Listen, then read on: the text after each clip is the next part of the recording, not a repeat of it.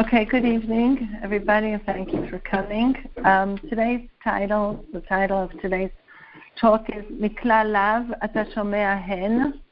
That's from the rule of negativity. You could learn the positive part of the klal of the rule. Emotional intimacy. Okay, we'll soon figure out the connection of the Hebrew klal from the Gemara to the topic of emotional intimacy. I looked up what we call in Israel Wikipedia, but I guess you call it Wikipedia or something like that. But Wikipedia, what is emotional intimacy? And it says, involves the perception of closeness to another that allows sharing of personal feelings, accompanied by expectations of understanding, affection, and demonstration of caring. Okay, so emotional intimacy is a closeness to another person that allows us to share personal feelings with a certain expectation that people have of the other person, should have understanding of you that is accompanied with affection and demonstration of caring. Another place said it's feeling secure, love, trust, and communication.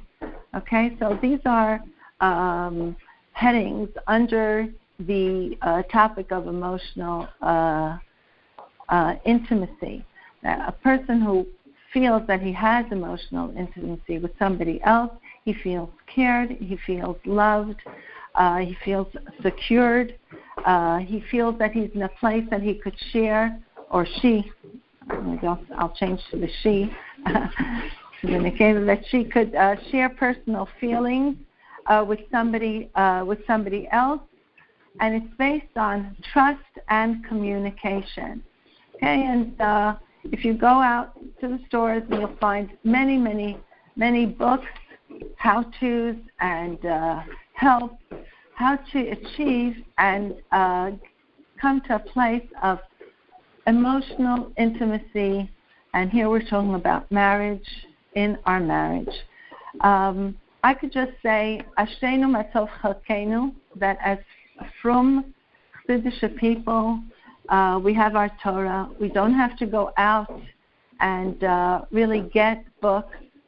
And it's nice that the world came to this understanding of the importance of emotional intimacy, an understanding that the Torah and Halacha understood when the Torah was given and Halacha was broadened, and the halachas of Taras HaMishpacha especially, all the above, what we said of trust, caring, sharing, devotion, understanding, security, communication, all these things are mentioned and are actually emphasized in all the halachas that we have. And it's really, I see so many times that new things come up in the world, new topics I'm asked to speak about, whether it's coaching, positive feelings, positive thoughts. And when we go back to our Torah, Seil Charav was said many years before coaching was brought into the world. Positive thinking was Trachtgut v'Zaingut from the times of the Tzemach Tzedek. It's really ancient news for us who learn Torah, who keep Torah and mitzvahs. It just developed and brought out in different ways.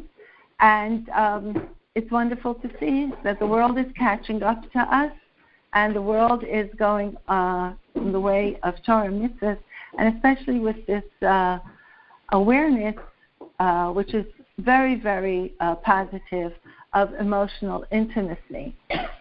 And I'm actually happy that the world is talking more about emotional intimacy especially in marriage. And when you talk about chinuch, we also deal with emotional intimacy with children, to bring them to a very healthy place that they know that they feel cared for, they're in a home that they could trust, of caring. All the above that we said, we have to understand also goes with children. I personally feel that the world is speaking a lot about emotional intimacy because the whole idea of intimacy somehow got lost in the world of sharing, in this open world of sharing. Intimacy, the idea of privacy, intimacy, lost, and we share with everybody, and then when we have to share with one person and feel that we could trust one person and feel as one with one person, and not take a picture of that and post it somewhere, it becomes a challenge. That's one thing. And then another thought that I thought with this new age that we're all dealing with internet, when you speak about emotional intimacy, usually when people speak about intimacy, they think that it's about relationship in a marriage. But emotional intimacy actually teaches us that it's not necessarily physical.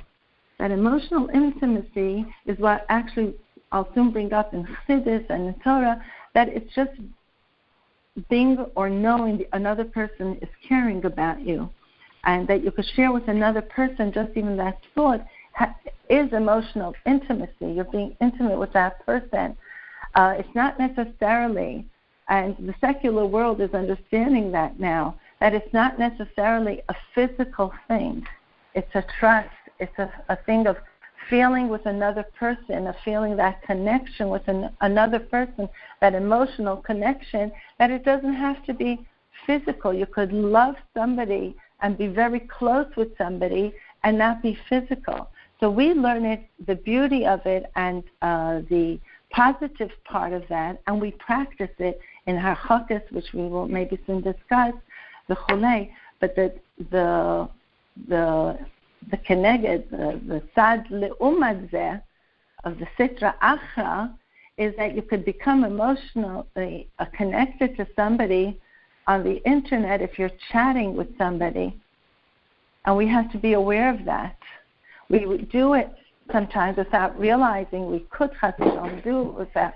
And I've dealt with women that didn't realize that they are becoming emotionally connected with somebody they do not know or somebody they do know, and they don't realize that there might be, I'll say maybe in a question, there might be a question of yichud, of even though it's in different countries and it's on a chat or on the new things, I'm not going to say email because it's emails, but or chat, but it's text or other things, that emotional intimacy, being that it's not necessarily a physical thing, so the beautiful thing about it is that we could develop it in different ways that the Torah teaches us and makes us aware, and it could chas v'shalom also go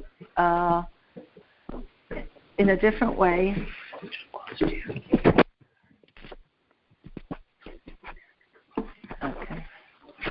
Okay. I know with these things I don't usually wear jewelry because it makes too much noise, but now I have to change. Okay. So what is this mikla lav asta shomea hen that we will that is our topic today? I'd like to start that by the chuppah. One of the brachas we say Gila, Rina, Disa, V'chedva, Ava, V'achva, Shalom, V'reus. We're blessing Chas and Kala with many different levels of Simcha, Ahava, Shalom, V'reus. It starts with Gila, which is happiness, festivity. Gila, Rina, Disa, V'chedva. These are different levels of simcha, and then ahava, which is love, achva is a friendship, shalom is peace, and reus is a deeper sense of friendship. These are all different levels of connection, different levels of love and different levels of connection. This is words from the Torah. It doesn't say it in one word, be happy, and they lived happily ever after. No, it tells us that getting to this happily ever after, this connection, it's a process.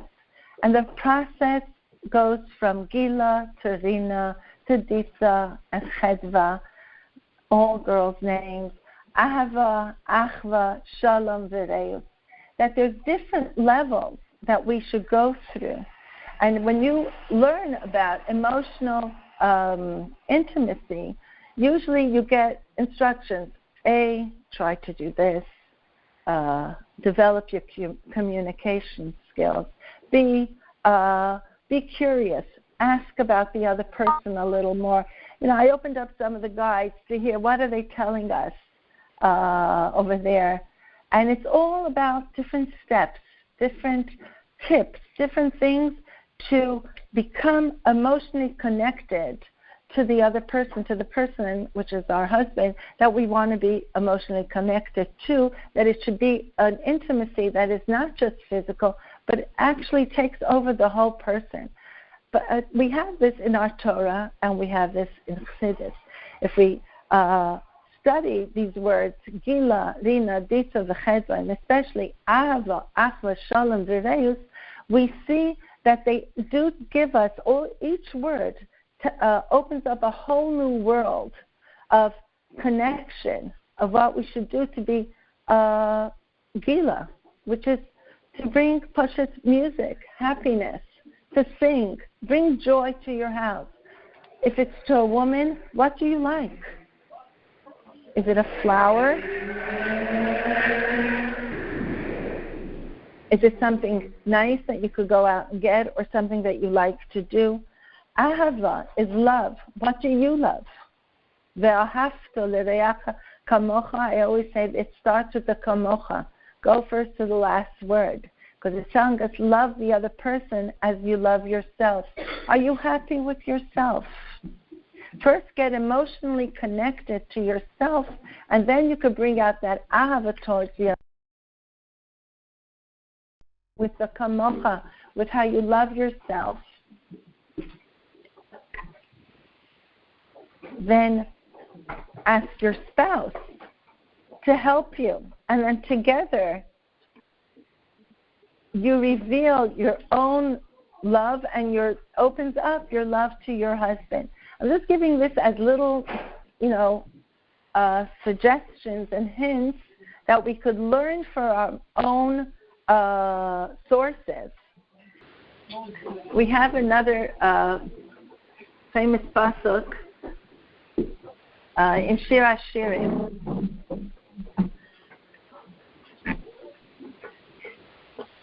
Pasuk, as Lubavitchers, we have nigun to it.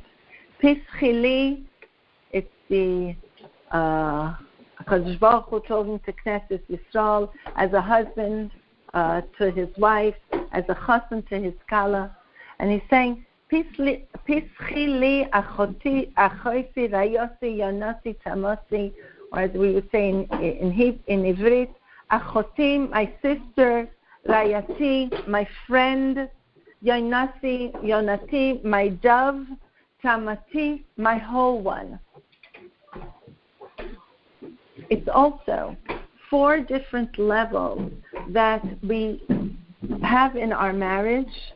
Some are steps of a process, and some are just in different times. Sometimes our love is like achoti, siblings, unconditional love. Sometimes it's rayati, my friend, that in friends we invest, that we know that we have to invest now, we have to work on it. It's not taken for granted, or maybe it's after a downtime, and now we have to make up and put more effort, go out of our way for our spouse, for our husband, to try to make him happy, or a friendship. Sometimes when I speak to couples and I hear the woman or the man speaking to his wife, I stop them and I say, would you talk like that to your friend?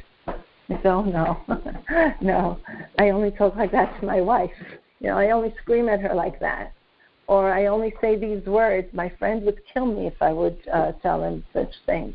So I say, okay, so now she's Rayatcha, in a sense of friend. Give her that respect, the same respect you give your friend. Okay, so there are different stages in our lives that help us develop this emotional intimacy. Yonati is faithfulness, is a dove. A dove is one of the faithful birds that always comes back and is just with one mate. And to show faithfulness, to show devotion, what we mentioned before, a complete trust. Yonah is a bird that you can trust. To develop that trust. And in emotional intimacy, trust is one of the basic things. Because some people are afraid to even say things to their spouses that if chas v'shalom they get angry, it'll come back. You yourself told me that sometimes you lie. And you yourself said, and then a wife could say, I can't say anything to him because it might come back in the wrong way, at the wrong time, and I don't feel complete and that I could show the complete me. And this is a very, very important for emotional intimacy, that I could be me. I mean, not a wild me, not an insulting me, but be comfortable with myself, be comfortable in my own skin, and that's the tamati. Tamati, it could be tamim, innocent, but it also could be full and complete. That in emotional intimacy, we want to come in as I am, who I am. And when I teach Kalas, I tell them that one of the reasons behind the Badekanish, the covering of the Kala, is like the cousin proclaiming, I take what I know and I take what I don't know. You're covered. Actually, the covered is more known to a chassan than the uncovered, right? And he's actually, before going into the chuppah, saying, I am taking the full you. And this is such a good hachana to the chuppah, that you could go to the chuppah knowing even the parts of me that are not known to my chassan is getting married to this person, and he's accepting me. And this is a very, very basic thing for emotional intimacy and for a healthy feeling in a marriage, to take the whole person. I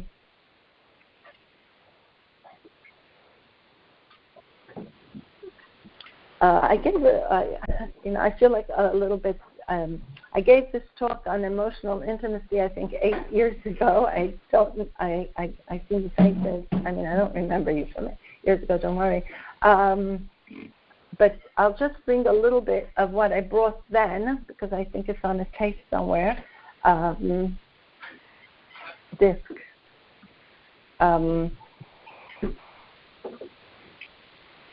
The word, we use a lot the word ahava, but we also use the word shalom. Shalom v'reus. Shalom is Hashem's name. Oseh shalom b'mramav, hu yaseh shalom aleinu v'akol Yisrael v'imro amen. What does it mean that Hashem oseh shalom b'mramav? He's making shalom in the heavens.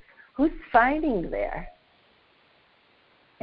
And we learned that there are different malachim, and everybody has his own purpose, has his own shlichus.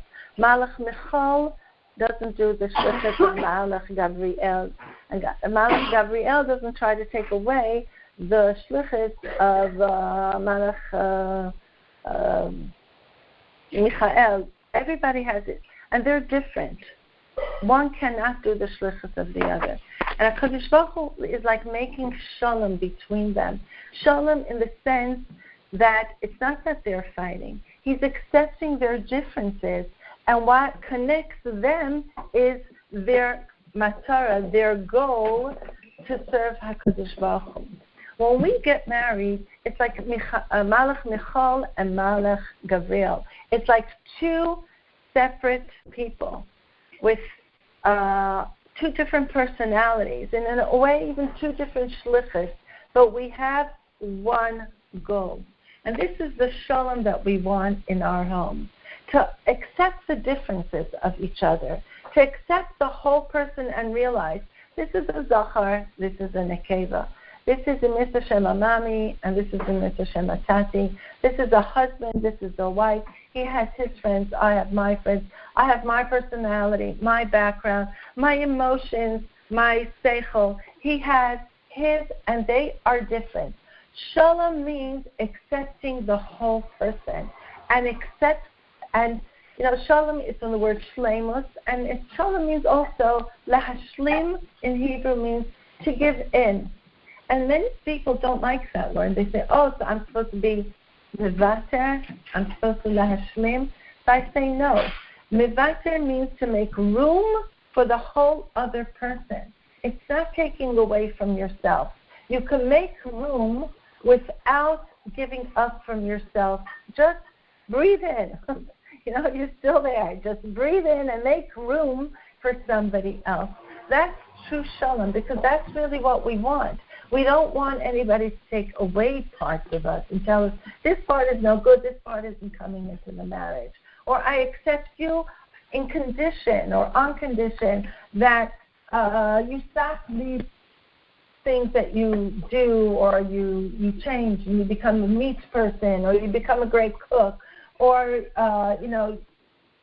you lose so much and so much pounds. No, this is the way I am. Could you make room in yourself to accept me? And we do the same for our husbands. And that's true shalom, accepting the whole person. And that's part of the tamati, which is like we said, achoti, rayati, yonati, tamati. And this is the shalom bayit that we want. A house is made up of a lot of characters, a lot of different characters. We start learning by accepting our husbands, then maybe we'll be able to also accept our children that didn't actually come out the way I dreamt of them for 9 months. And then Hashem challenged with something else. Or when they grow up a little, when they're 5-year-olds, when they were 2, they were cute. When they're 5, all of a sudden I see they're going a little different than when I thought. And then we have teenagers. Shalom, make shalom with them. Accept them. Give them that emotional intimacy that they need. We should do that for ourselves. If we do that with our husbands, then we definitely can have a healthy home where the children feel that they could be shleimim b'shalom in their own home. Now to get to the heading that we said, that this part is called Nikla Lam Ata Shomea Hen, that from the no you learn what is the yes. Really, I was asked to speak about hachakas. Okay, this was the introduction to the hachakas. The hachakas, when you look at it, I know as a teacher that I teach college, it's called hachakas. And hachakas means distance. So right away our minds go into the negative mode, distance, no closeness. But when you have emotional intimacy, physical distance is not negative. There's room for emotional intimacy. We also have to be aware of it during the time of our focus. But we're coming from a much healthier, closer place, that it's not that we don't miss the physical distance, but everything has its room and its time and its purpose. Many people think that hachakas is the time spent waiting for the time to be together. That's one thing. But the hachakas in itself has a life of itself. The hachakas have a purpose, and they're very beneficial, however you say it, beneficial for the hachakas themselves, for that particular time. It's like Golus and Geula. Of course, we don't want to be in Golus. The Golus prepares us to the Geula, and the Golus are not. Sorry.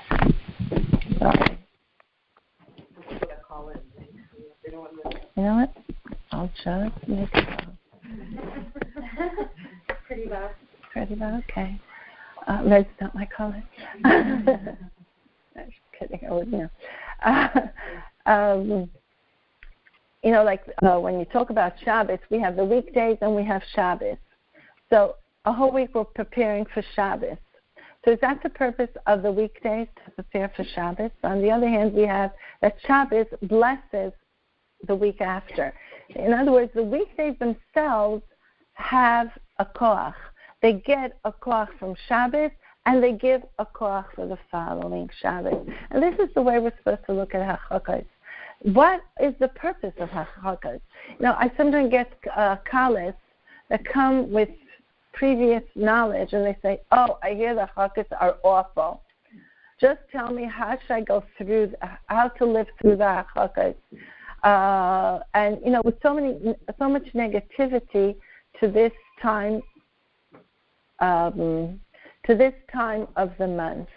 So I came here a little bit maybe to sweeten this time of the month, to explain that the hachakot, as we say in Ivrit, the hachakot have a life of themselves.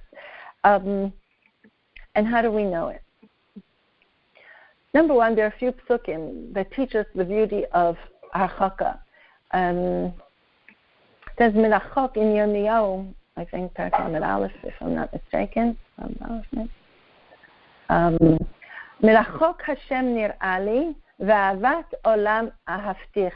Melachok Hashem nir'ali ve'avat olam ahavtich means I saw Hashem from far, and it caused an everlasting love. You would think if you see something from far, you can't even get to love that person or that thing. And here he's telling us our love to Hashem is merachok. I see him from far, and that distance actually causes ahavas olam, everlasting love.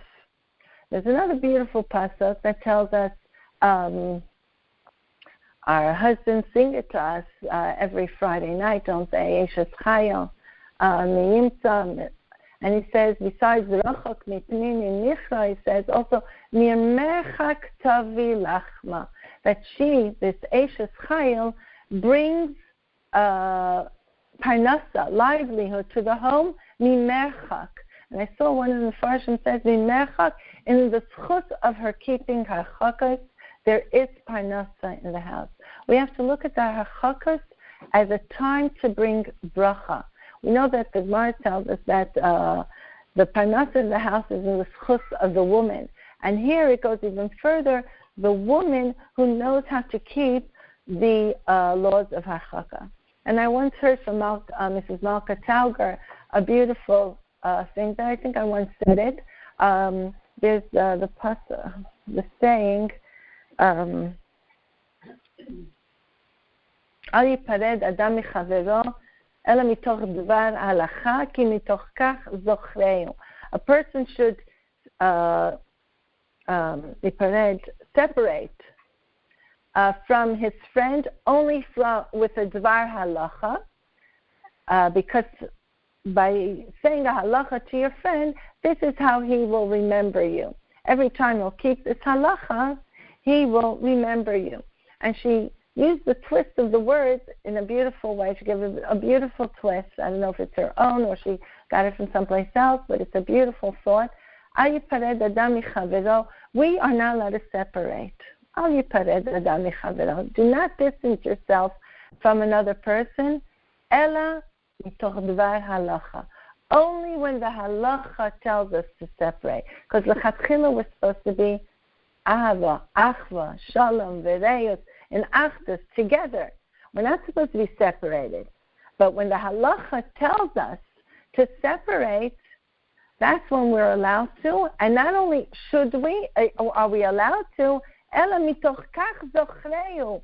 By this separation, and according to halacha, will cause us to remember each other even more. People are afraid. If I separate from my husband for 14 days or 12 days, he might forget. Something might happen. And the Hefech is saying, this mitoch kach zochreu, this will cause him to remember. I remember a woman who gave me permission to tell the story, but I'll say it without her name. She wanted to keep the halacha more stringently, and her husband was against it, said it's not for us, it's just for the Orthodox, the Charedim, the Chulei. And at the end, he joined her in keeping the Hachakas, and he called her up one day when she was in the Shiva Nikiyim, and he said to her, if you thought I wouldn't think about you because of these halachas, I'm thinking about you even more. Every minute I think, what'd she say? Am I allowed to do this? Am I not allowed to do that? So it caused a lot more, which is true. We're not supposed to stop thinking of the other person. When you have that full emotional intimacy, you are thinking about the other person, and the other person is there with you.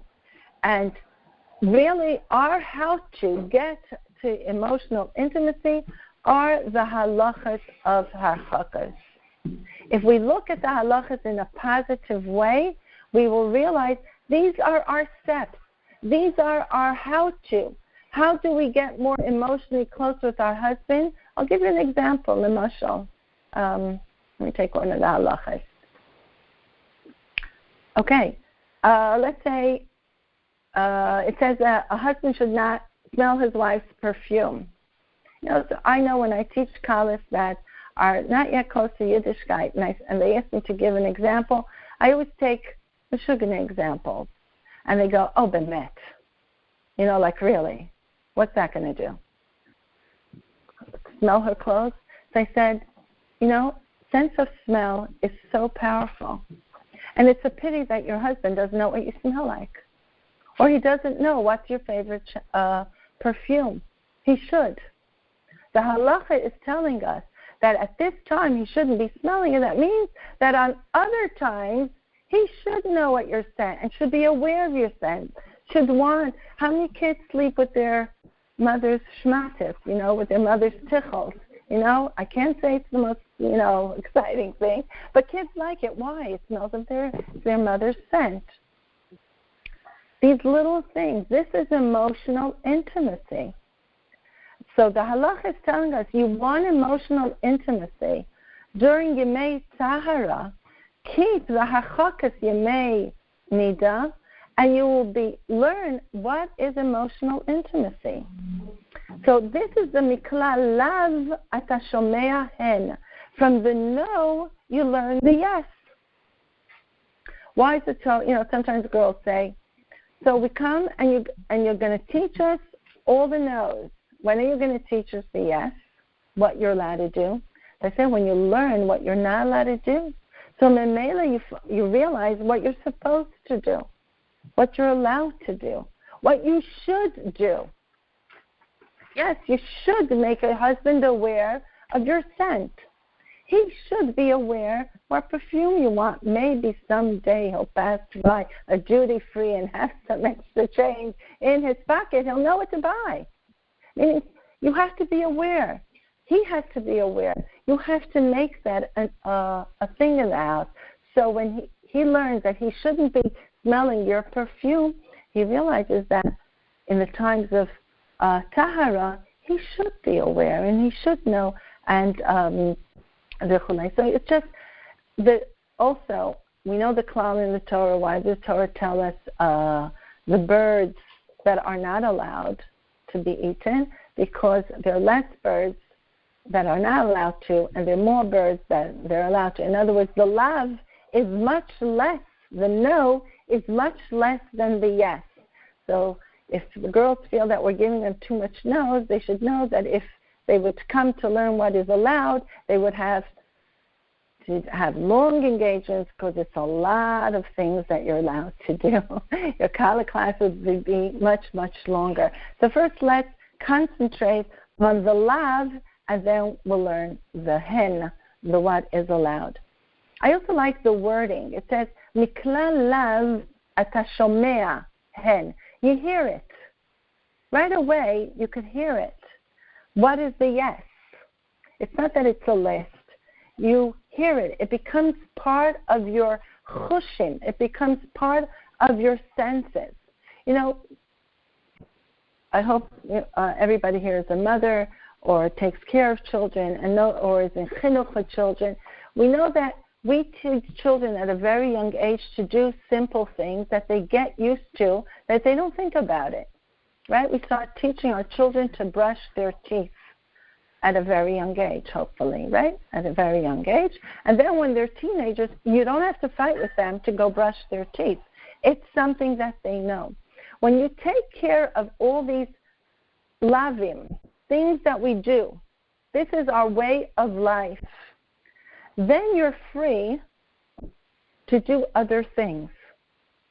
But if we are stuck on little simple things, brush your teeth, brush your teeth, brush your teeth, till they're 18, till they go off to yeshiva, until they get married, you're still running after them, to brush your teeth, to put their shoes away. Simple, basic things, we don't have energy to do other things. I remember when I had the seminary, I told the girls, these are the rules. You could look at them as restrictions, and you could look at them as a way of life. And this is what we do here.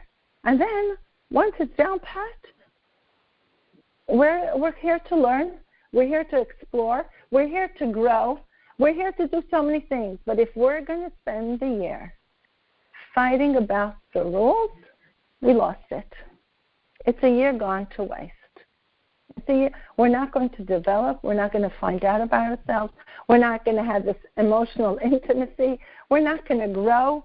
We're going to just be busy. I remember I had one child that didn't like homework. Actually, none of them liked homework. But I don't like homework. I don't think they should have homework. So I wasn't a good mother to advocate for homework. I'm against it. But I had to get it done. So one child that was challenging with homework in first grade. And I said, okay, 8 years of this is going to be very difficult. So the first year I had to every evening find a different trick to get this first grader to get his homework done. Second year, and he started second grade, I told him, I'm not spending energy on this. It's a given. You're doing homework. Now decide when you want, before supper or after supper. It's a given already. We're not going to spend energy on it. And this is the beauty of the hachakas. You get it down pat. It's a way of life. You don't look at it as a restriction. You look at it, what is this making me grow, making me more aware? Sometimes when I talk it's easier sometimes to talk to the men. Be aware. Something's taken away from you, so be aware. What are you missing? What are you getting out of it? What is it? What is it that the hachaka is teaching us? Whether it's chok v'kalut torosh or whether it's passing, all these things. What is Hashem trying to tell us? What is this love that from this I should listen to the hen? That means that when my wife is a tahara, I should take down the carriage. I should, do a lot of things. Train them when you're needed to take down the carriage because you can't take it down together and continue doing it when she's a tahara. Use all these times for him to learn the hen from the love. And then you won't have a negative feeling with this with these halacha. What's interesting, when I teach the halachas of Tartam, of hachakas,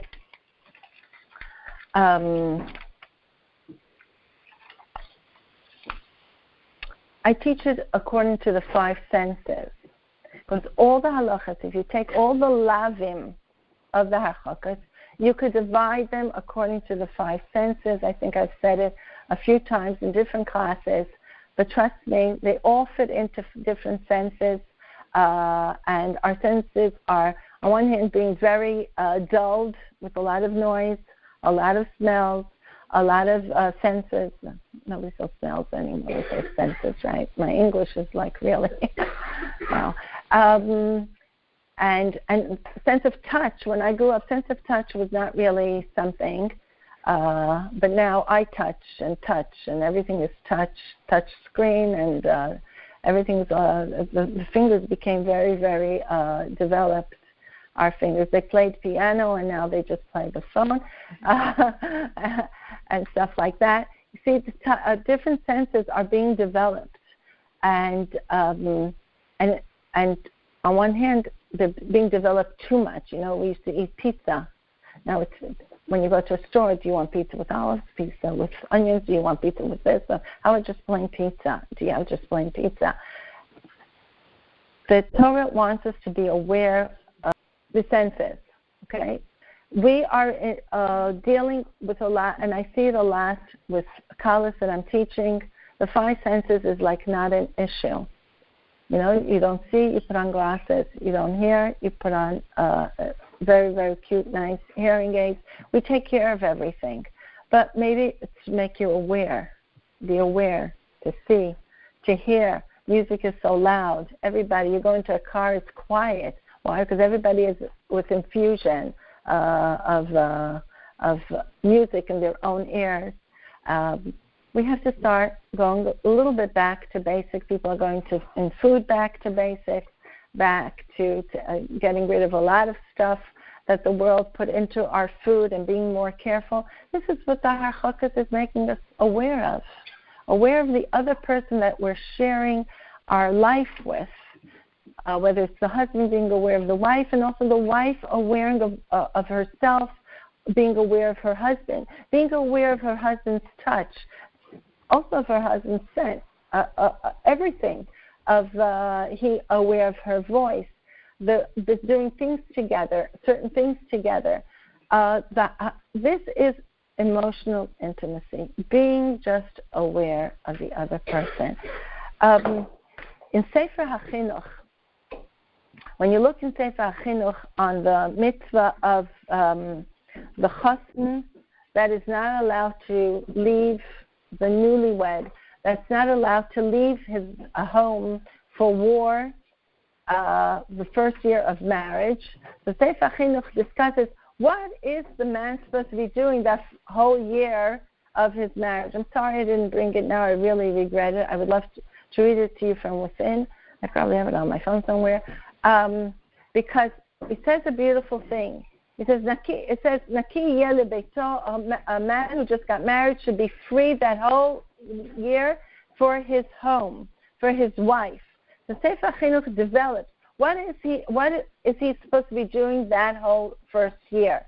And it says there that first year, a person is supposed to be, a husband is supposed to be studying his wife.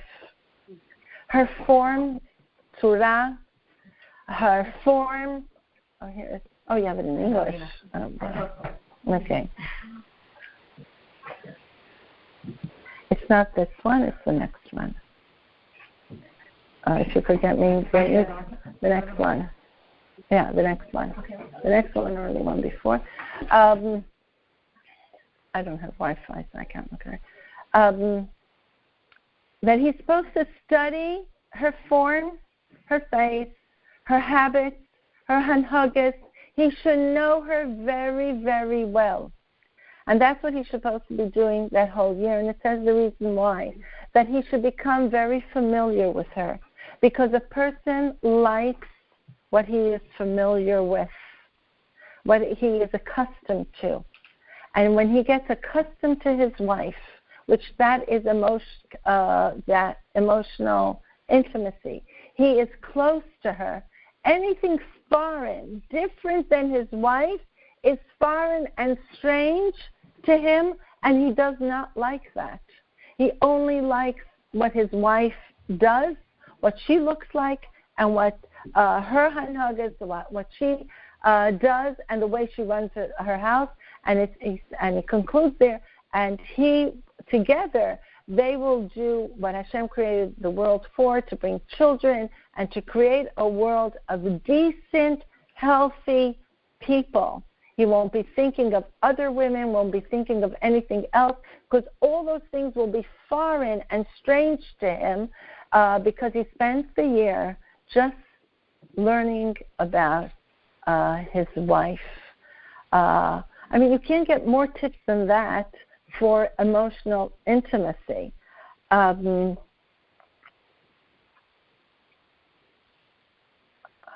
to say something else. Okay. Before I go on, should I stop now for questions? Who's in charge, actually?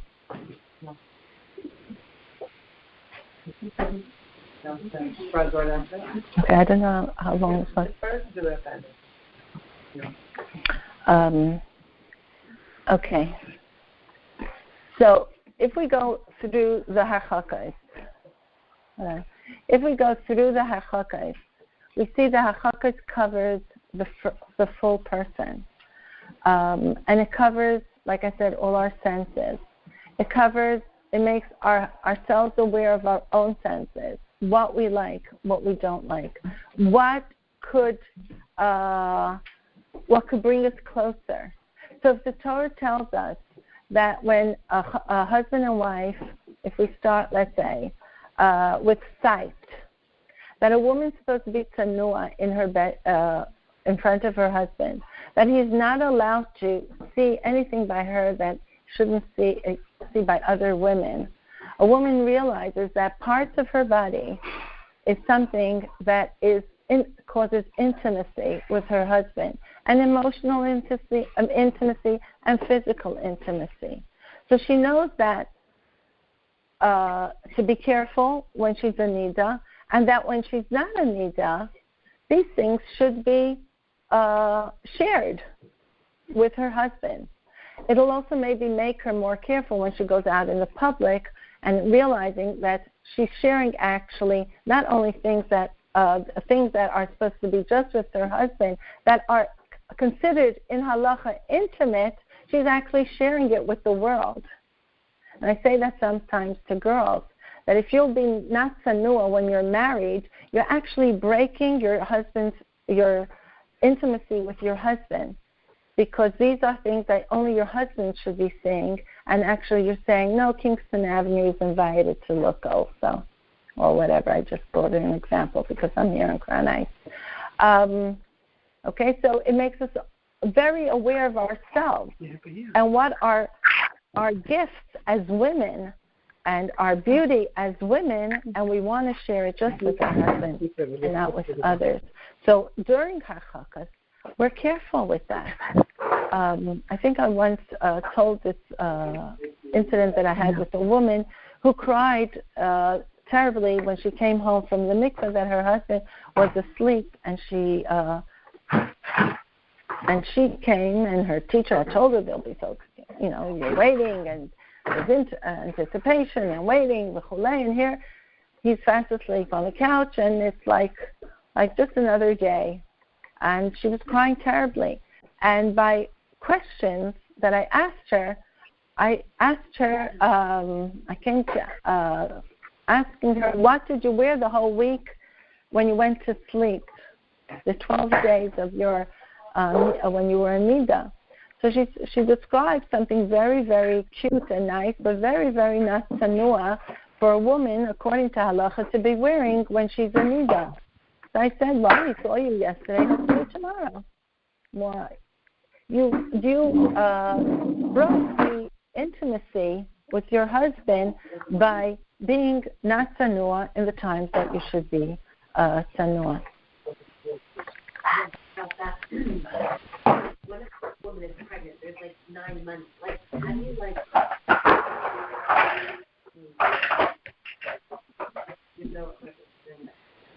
There's no harchakas during that time. Sometimes most people don't realize that. Right. Some people are saying, right. I was pregnant for 22 years. Worst candidate of the mikveh. Yes. Okay, so the learning of it, the being aware makes us, make dates, being aware that the Torah does want me to sit next to my husband on a couch that moves, because when I'm in Nida, I'm not allowed to. Different things that you could do. I have this also, she mentioned women over 60, so I will mention that also. You have it with women who are post their cycle, well, hopefully many of them practice many, many years, so you have that emotional intimacy already. You have that, so you don't need, that's the way Hashem created the world, then you don't need it anymore if you're married long enough, to have practice it. You see, as mothers and teachers, we know process and practice cannot be skipped over. I know it's a world of instant, but there's things that you can't. You can't learn music without practicing. You can't, get a hang of certain things without practicing.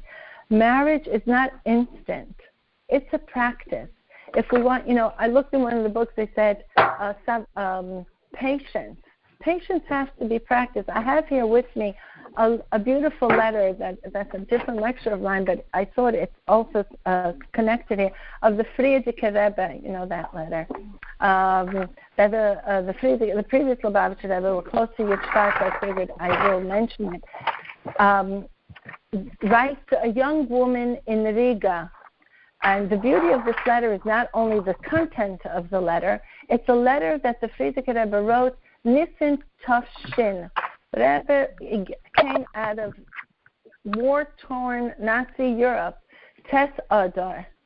That means it's like a month after he came broken to United States and went for Pesach to Lakewood, not to these hotels, this kashrus, that kashrus, went to Lakewood, and from there he wrote a letter to a woman in Riga that was having Shalom Bayis problems. Could you imagine? It just tells us to what level, what is Shalom Bayis. Shalom Bayis is the base of all, and this is what the Rebbe says here in the letter. It's parnasa, it's everything, And he writes here 10 words, which is a great book of 10 steps to a beautiful marriage.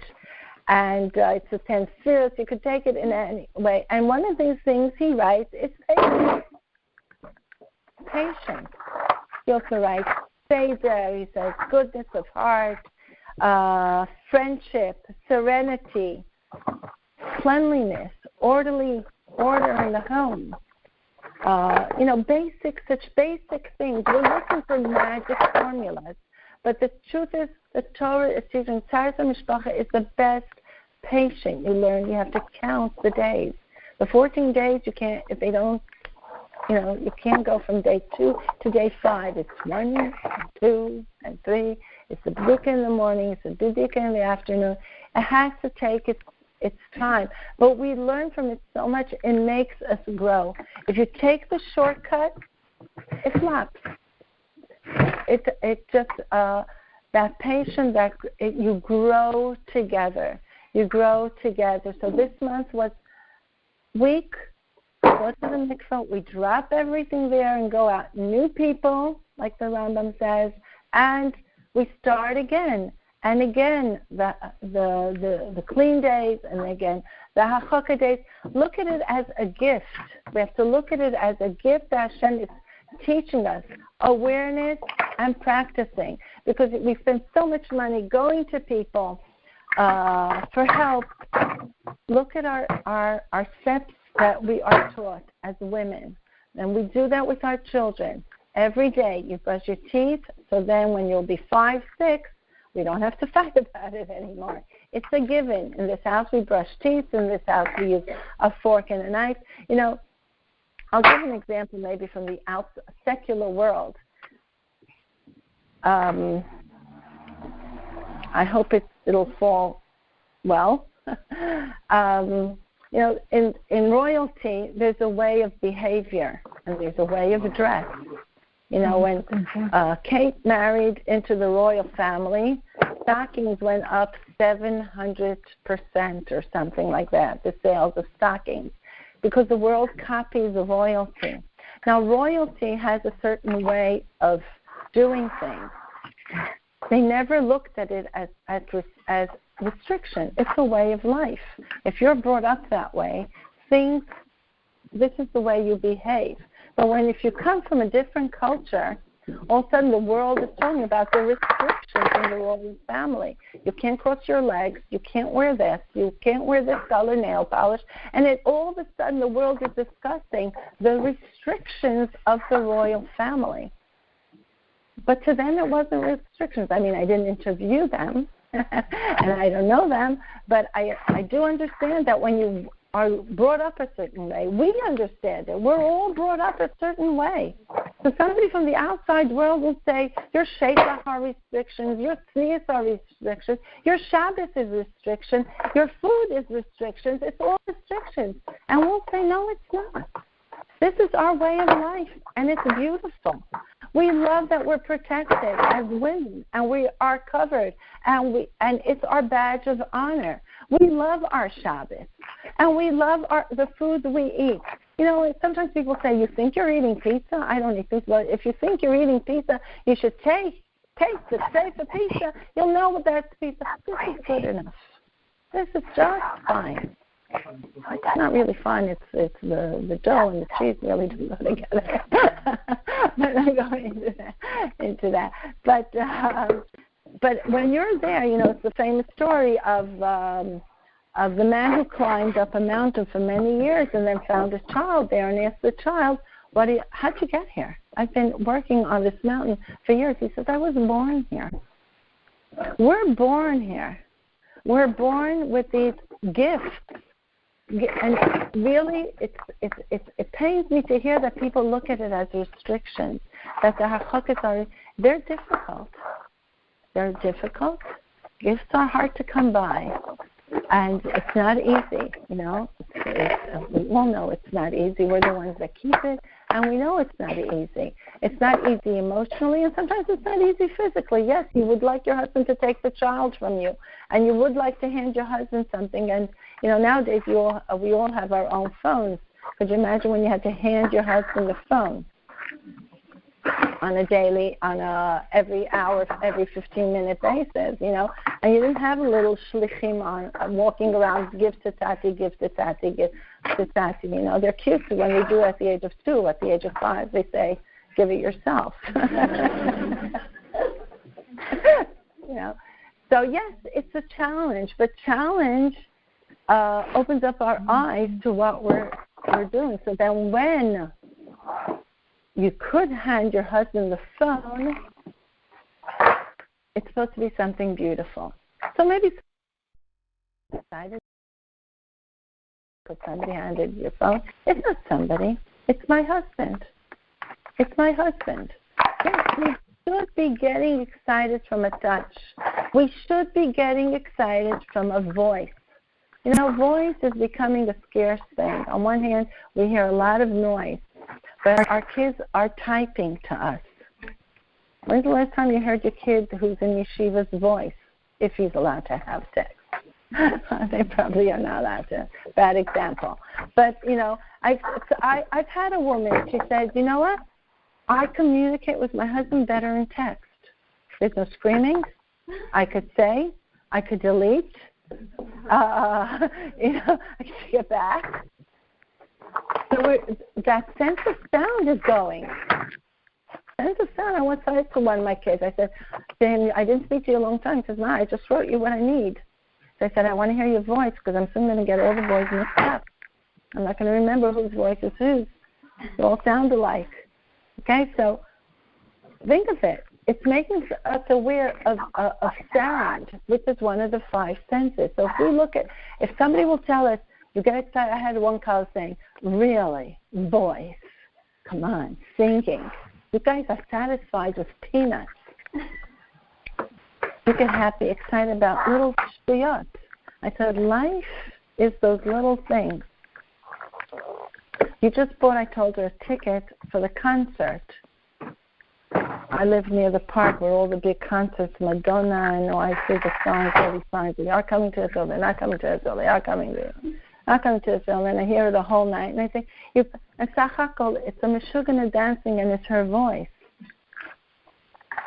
You could hear her voice on a disc. You could hear it on the radio. So voice is something, huh? So why isn't it something by your husband? Or your voice to your husband? And your voice is something pnimi. If you learn Chassidus, your voice is something from within. Chassidus teaches us that in affection we have different levels. There's the hug, there's the kiss, there's the speaking, and there's just the looking in the other person's eyes. No speaking, just being close with each other.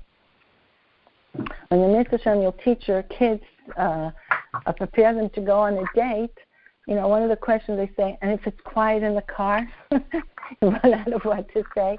See if you're comfortable in the quiet. That's also something. That's actually, I don't tell them that that's actually a very high level of communication. First decide if you're marrying that girl before I tell you, these things. But yes, there's different, the sukkah we know is a hug. Talking, davening is love. Speech, communication. Everybody talks communication. We have to develop our speech, so we're careful what we say during the times of harchakas, chok and kalut rosh. So we learn from that when you are not nida, you should be saying things that are chok and kalut rosh, which are funny, and each family has their own jokes. I'm not going to tell you what to say. And things that make you happy, that maybe will sound silly to somebody else, but to you that's an endearment, to you that's something, there's the story in the Gemara that a student once hid under one of the Tanaim's beds at night because he said, I have to learn everything. So let me hear how my Rebbe has intimacy, physical intimacy with his wife. And he hid under the bed. And it's a story in the Gemara, not one of these magazines. And all of a sudden he hears his Rebbe, the Tana, speaking to his wife, words of endearment, words of love. It doesn't say wow, but it says that it's things that shocked him. So he let out a gasp from under the bed. Like, ooh. And the Tana realized there was somebody there. And he looks under the bed and he sees a Talmud and he says, this is also Torah. I want to learn Torah. And he says, well, not exactly here. Okay, but this is true. This is true. So when the Chachas tell us that we have to be careful the way we speak to our husbands during that Chachas time of not saying certain things, we have to learn from this. That this is what we're supposed to be saying. We're supposed to be complimenting. We're supposed to say words that bring us closer, and words that make him feel good. And then hopefully we get it back also. So it's all these things. If you're not supposed to touch your husband during Hachakas, then you're supposed to touch, not in public, of course, but touch when you are a tahara. And all these things, develop it. We are supposed to develop these things. I think I'll stop here for questions because it is getting late. Oh, the questions in there. Can I take the mic with me? I feel like empty the bowl and then I'll pass it around. Yeah. Okay. I can't say I'll be able to answer everything. Yes, I'll read them out loud. Okay.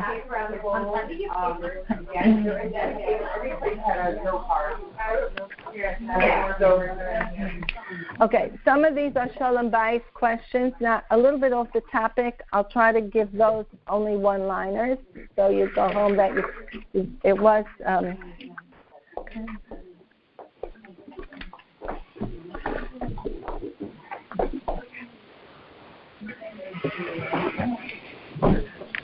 Okay, shalom, meaning accepting spouse as they are, but what if change is needed?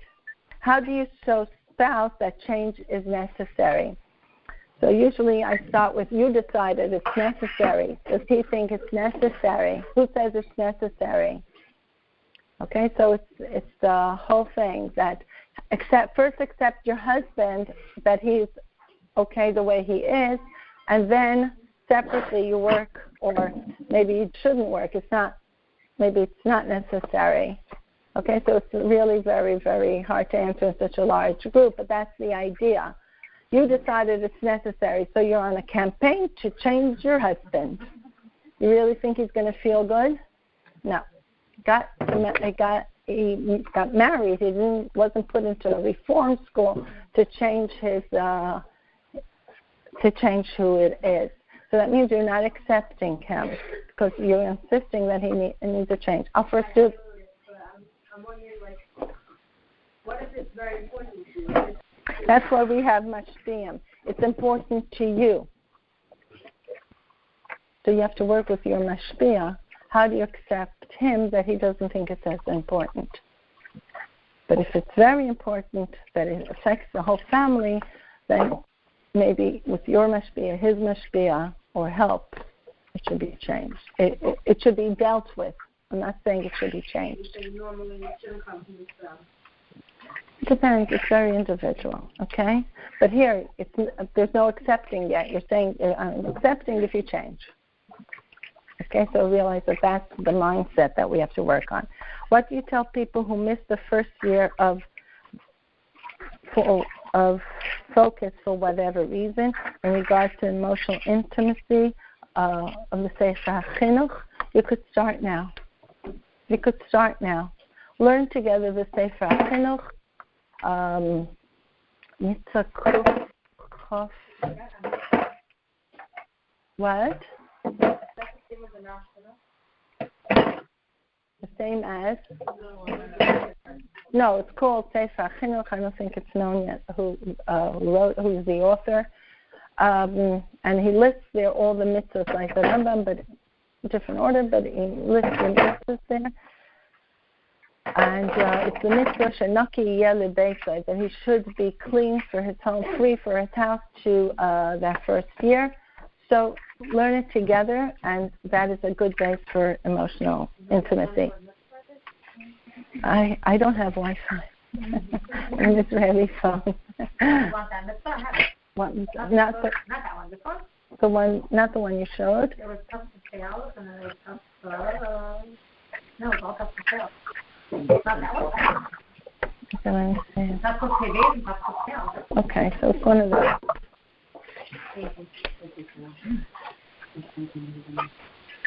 Yes, it's tough. No, it's tough. Kuf pay bays.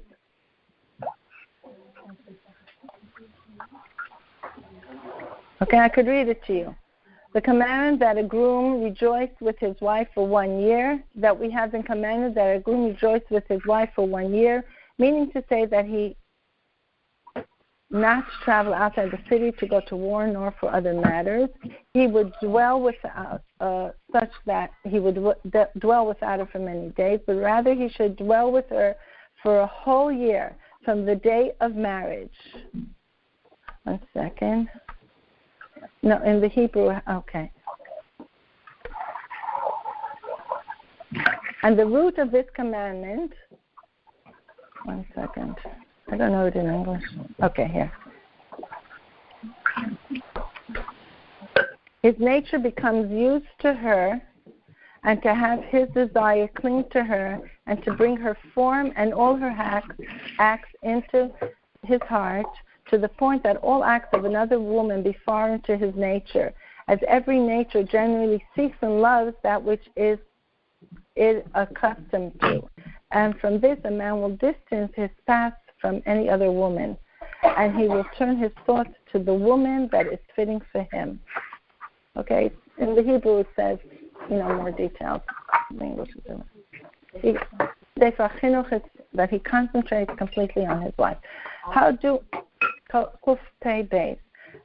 our husbands work on themselves to learn about their wives and learning or about hachokas? Are there shiurim for men? Okay, I don't know if there's shiurim for men. I assume so. And if not, make a chavrusa with your husband.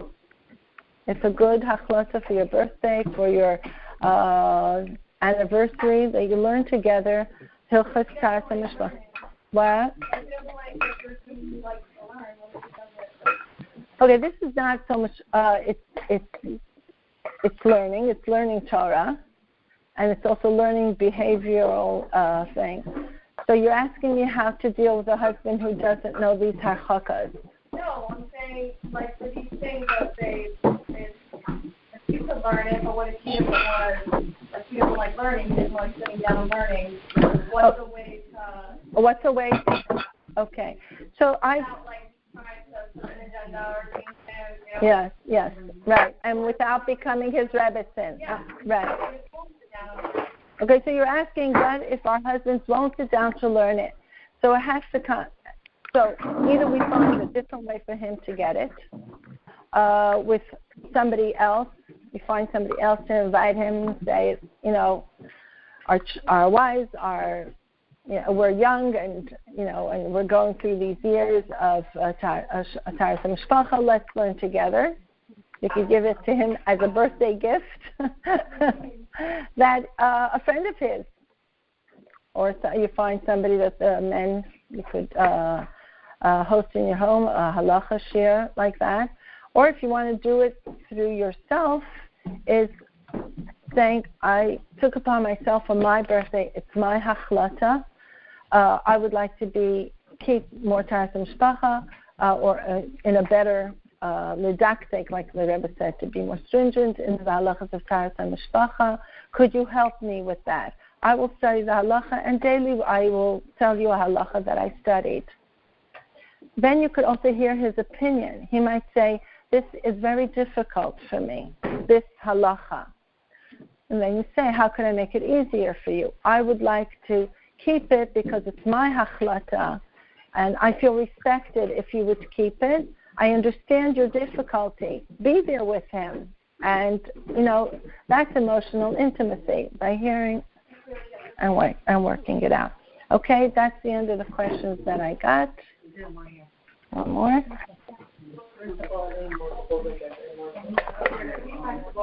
So just to clarify, emotional intimacy means connecting with one's husband in all areas, physically, emotionally, etc. In a way, yes, but in a way, we don't have to go with a checklist, all areas. Enough to make me feel comfortable, secure, him comfortable, secure, that he could speak, say, share, and feel emotionally connected. Men are men, women are women. There are certain areas that we would rather share with women, with a good girlfriend, with a mashpia, because of her reaction, of her being a woman and her being able to understand. Men don't always understand women, like women also don't always understand a man. Man could say, this bothers me, and we'll say, like, that bothers you? You must be kidding. That's the end of him telling us what bothers him. He will turn to a man who will understand that was insulting or that was bothersome. And same thing with ourselves. I bring always a silly example, but from that you could learn others. Like many women would rather tell a friend that they have a headache instead of their husbands, right? Because husbands like to take care of things. So if you tell your husband you have a headache, he'll say, go lay down. He forgot that there's 6 kids running around. Or he'll say, take an aspirin. Like, we never knew that. So that was genius, et cetera, et cetera. So we'd rather call a friend. I remember saying this to my husband, if I have a headache, you're not getting a call. He says, why? I'm so nice to you. I tell you to go lay down. And I said, yes, but you don't volunteer to take care of the rest. Just that. So he says, and what do your great, smart friends say that you'd rather call them than me? I say, they go, wow, and you have so much to do. He says, and that makes you feel better? I said, yes, 100%. My husband thought I was smart. Actually, I'm not. All I needed was that wow. Okay? It's being there with me. So could it be in all areas intimacy? No, we have to understand this is a man, this is a woman. And we don't go to their farbrengens, and they shouldn't come to our evenings. It's different. We talk different languages in many things. And that's part of accepting the difference. Okay? Can you give practical examples of ways to connect during not hachakas? Or when she's taught, learn the hachakas and then you know what to do. That's the mikla lav ata shomea hen. Okay? And that's not for tonight. That's it. Okay. So good Nacht, everybody. Thank you very much.